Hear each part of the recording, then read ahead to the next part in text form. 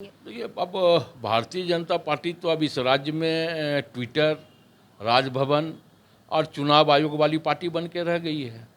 अब भारतीय जनता पार्टी के नेता हैं बाबूलाल मरांडी जी, और जब उनका मामला स्पीकर की अदालत में चल रहा है तो ये बेचैनी और चटपटाहट लाजिम है भाजपा के लोगों को। इसलिए लाजिम है कि उन्हें तो लोकतंत्र और संविधान पर तो भरोसा है नहीं। जब लोकतंत्र और संविधान पे भरोसा नहीं है तो कहीं ना कहीं ये मामला भाजपा के मन में तो बेचैनी के रूप में उभरेगी। लेकिन हमें यह लगता है कि हम लोग भारतीय जनता पार्टी के लोग नहीं हैं। नमस्कार, आप देख रहे हैं इनसाइडर लाइव और मैं हूं आपके साथ कीर्ति सिंह। और इस वक्त मैं मौजूद हूं रांची के कांग्रेस कार्यालय में, जहां आज हम बात करेंगे राज्य के पूर्व मुख्यमंत्री बाबूलाल मरांडी पर जो आरोप लगाए गए थे दल बदल मामले पर। आज न्यायाधिकरण के द्वारा सुनवाई की गई थी, जिस पर 8 बिंदुओं पर चर्चा की गई, जिसमें मुख्य रूप से पक्ष और विपक्ष दोनों ने ही अपने अपने 8 बिंदु रखे। हालांकि इसे लेकर भारतीय जनता पार्टी के पूर्व मुख्यमंत्री बाबूलाल मरांडी के जो सहायक थे, उनका कहना है कि सरकार इस पर जल्दबाजी कर रही है और जिस तरीके से सुनवाई भी हो रही है, ये काफ़ी जल्दबाजी में हो रही है। इस तरीके का आरोप लगाया जा रहा है। तो आप बताइए कि आपका क्या कुछ कहना है इस मुद्दे पर, आपको क्या लगता है?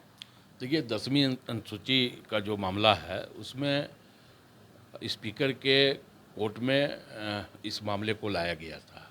इस मामले को लाने के बाद जो है स्पीकर ने लगातार उस मामले पे सुनवाई किया है। और सुनवाई के उपरांत आज अंतिम तिथि थी 17 तारीख को। तो स्पीकर ने आज तमाम जो कंप्लेनेंट थे उनके भी वकील के साथ बातचीत किया, उनकी भी बातों को स्पीकर ने सुना। और सुनने के उपरांत स्पीकर ने 8 बिंदुओं को उसमें ये करते हुए उसको सुरक्षित रखा है। तो हमें लगता है कि अब कोर्ट का मामला है, स्पीकर की अदालत का मामला है, कोर्ट का मामला है, तो बहुत जल्द इस पे जो भी उचित निर्णय होगा, न्याय संगत निर्णय होगा, वो स्पीकर ले लेंगे। लेकिन कहीं न कहीं लग रहा है कि भारतीय जनता पार्टी के कुछ जो नेता है, विधायक है, वो नाराज़ चल रहे हैं और उनका कहना है कि आज भी अगर देखी जाए तो 8 बिंदुओं पर बात की गई थी, लेकिन बाबूलाल मरांडी के अधिवक्ता का कहना है कि केवल 2 ही बिंदुओं पर उन्हें बात करने का मौका दिया गया है और काफ़ी जल्दबाजी में की जा रही है ये चीज़। तो आप क्या कहेंगे? देखिए, अब भारतीय जनता पार्टी तो अब इस राज्य में ट्विटर, राजभवन और चुनाव आयोग वाली पार्टी बन के रह गई है। अब भारतीय जनता पार्टी के नेता हैं बाबूलाल मरांडी जी, और जब उनका मामला स्पीकर की अदालत में चल रहा है तो ये बेचैनी और चटपटाहट लाजिम है भाजपा के लोगों को। इसलिए लाजिम है कि उन्हें तो लोकतंत्र और संविधान पर तो भरोसा है नहीं। जब लोकतंत्र और संविधान पे भरोसा नहीं है तो कहीं ना कहीं ये मामला भाजपा के मन में तो बेचैनी के रूप में उभरेगी। लेकिन हमें यह लगता है कि हम लोग भारतीय जनता पार्टी के लोग नहीं हैं कि एन केन प्रकारेण लोकतांत्रिक सरकार को बदनाम करने के लिए हम लोग लगातार साजिश करते रहे। ऐसी काम हम लोग करते नहीं हैं। तो ये मामला स्पीकर के अदालत में है और स्पीकर, हमें लगता है कि न्यायिक जो प्रक्रिया है उसके तहत सारा मामला चल रहा है और निष्पक्ष रूप से इस मामले पर स्पीकर अपना निर्देश करेंगे, फैसला देंगे।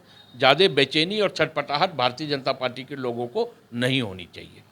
आशंका ये भी जताई जा रही है कि कहीं न कहीं इस मामले के बाद, इस सुनवाई के बाद बाबूलाल मरांडी की सदस्यता भी छीनी जा सकती है।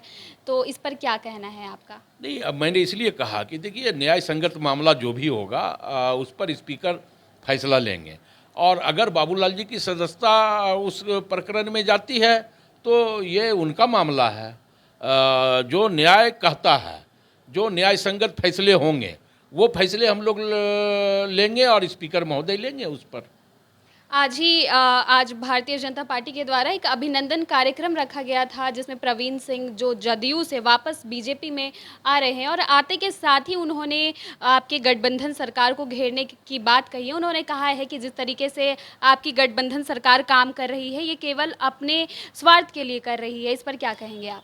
नहीं, अब देखिए, प्रवीण सिंह कल किस पार्टी में थे, आज किस पार्टी में हैं, वो आकर के क्या बोले हैं, तो अब प्रवीण सिंह जैसे लोगों पर भी प्रतिक्रिया हमें लगता है कि देना ये अलग मामला है। प्रवीण सिंह जब भारतीय जनता पार्टी की सदस्यता लिए हैं तो स्वाभाविक तौर पे उनकी बोली भी अमित शाह जी की होगी उनकी बोली भी दीपक प्रकाश जी की होगी। और चूंकि प्रवीण सिंह का पुराना संबंध बाबूलाल जी से रहा है, तो कहीं ना कहीं वो बाबूलाल जी की भी बोली बोलेंगे। तो जब वो पार्टी की सदस्यता लिए हैं तो कहीं ना कहीं उन्हें ये बताना होगा कि हम पार्टी के लिए हैं। अब फिर कब वो पार्टी छोड़ के जाएंगे, फिर वो किसकी बोली बोलेंगे, तो हमें लगता है कि ये सब राजनीति में चलते रहता है। जिस तरीके से मुख्यमंत्री हेमंत सोरेन पर अभी आरोप लगाए जा रहे हैं लीज मामले पर, इसे भी लेकर के दीपक प्रकाश का कहना है कि आपकी जो गठबंधन सरकार है इसका अस्तित्व कहीं ना कहीं अब खत्म होता हुआ नजर आ रहा है और बहुत जल्द ही गठबंधन सरकार यहाँ नजर नहीं आएगी। आपको क्या लगता है, कितना सच है इस बात में? देखिए, हमें यह लगता है कि जिस दिन से महागठबंधन की सरकार राज्य की जनता के समर्थन से बनी, उसी दिन से भारतीय जनता पार्टी के लोग इस सरकार को अस्थिर करने का प्रयास शुरू कर दिया। यह राज्य की जनता को भी पता है कि कैसे इस राज्य में सरकार बनते के साथ 1 महीने के बाद ऑपरेशन लोटस शुरू कर दिया गया। लेकिन जब वहाँ उनकी दाल नहीं गली, मैं बधाई देना चाहता हूँ महागठबंधन के तमाम विधायकों को कि उन लोगों ने लोटस ऑपरेशन को पूरी तरह फ्लॉप कर दिया। तो अब उनके पास बचा क्या विकल्प? अब यही बचा कि कैसे हम एक आदिवासी चेहरा जो इस राज्य को विकास की ओर लेकर के जाने के लिए प्रतिबद्ध है, उस चेहरे को कैसे बदनाम करें, महागठबंधन सरकार को कैसे बदनाम करें। तो ये लगातार इन लोगों की साजिश जो है इस काम में चलती आ रही है। अब देखिए, एसीबी जांच भी शुरुआत हो चुकी है रघुवर दास जी के ऊपर। अब उस मामले में भी ये लोग अपनी राय दे दें। कहाँ रघुवर दास जी के जो शासनकाल में जो इस राज्य में भ्रष्टाचार एक शिष्टाचार बन गया था, आप देखें कि मॉब लिंचिंग, राज्य की विधि व्यवस्था, 255 एमओयू कहाँ है? धरातल पे आए एक भी एमओयू? करोड़ों रुपया लगा करके रघुवर दास जी ने हाथी उड़ाया, उसका फलाफल क्या मिला?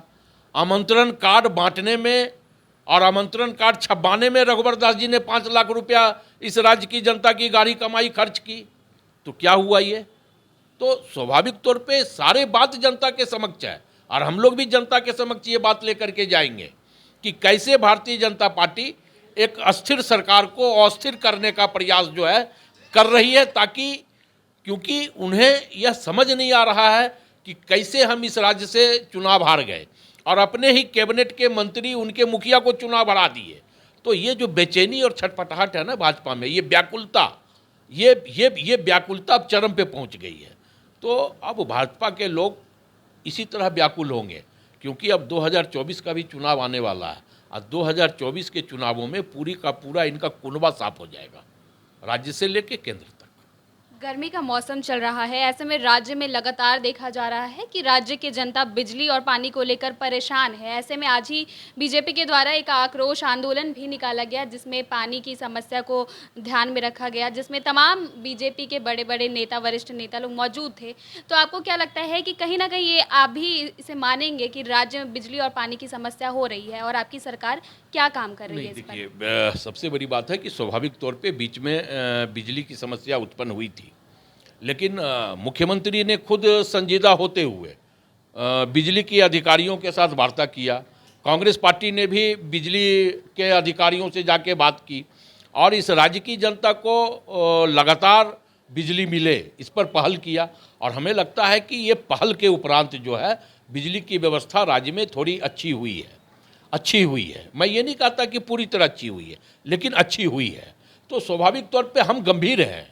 अगर हमारे शासन में किसी प्रकार की जनता के बीच अगर कोई समस्या उत्पन्न होती है, तो चाहे कांग्रेस पार्टी हो, कांग्रेस कोटे के मंत्री हो, मुख्यमंत्री हो, वो संजीदगी के साथ उस पर पहल करते हैं।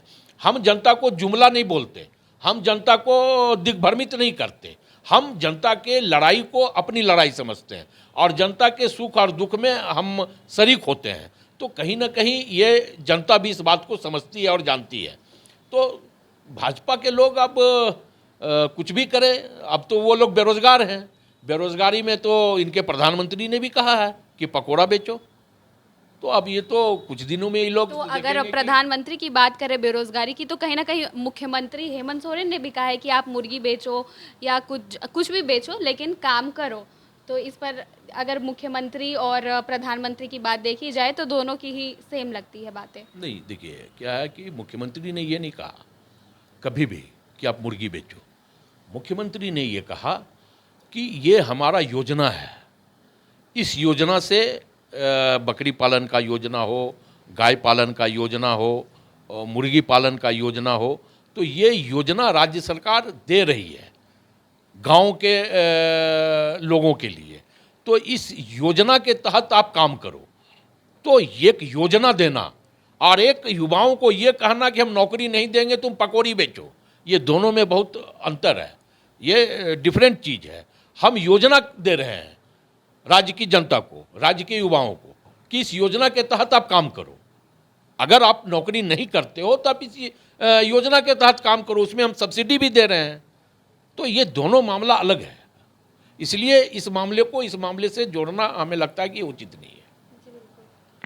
तो देखा आपने, ये थे हमारे साथ प्रदेश कांग्रेस कमेटी के प्रवक्ता राकेश सिन्हा जी, जिनसे हमने बात किया और जिस तरीके से अभी झारखंड में राजनीतिक माहौल गरमाया हुआ है, लगातार पक्ष विपक्ष एक दूसरे पर निशाना साधते आ रहे हैं। और ऐसे ही आज भारतीय जनता पार्टी के द्वारा कई सवाल उठाए गए झारखंड सरकार पर, झारखंड के गठबंधन सरकार पर। इसी मुद्दों को लेकर आज हम यहाँ आए थे कांग्रेस के प्रवक्ता से बात करने, और हमने जाना, जैसा कि इन्होंने कहा कि इस वक्त भारतीय जनता पार्टी के विधायक और जो नेता है वो बेरोजगार चल रहे हैं, इसीलिए इस तरीके का काम कर रहे हैं। आगे देखना होगा कि इस पर बाकी पार्टियों के क्या कुछ प्रतिक्रिया आते हैं। तब तक के लिए बने रहे इनसाइडर लाइव के साथ। धन्यवाद।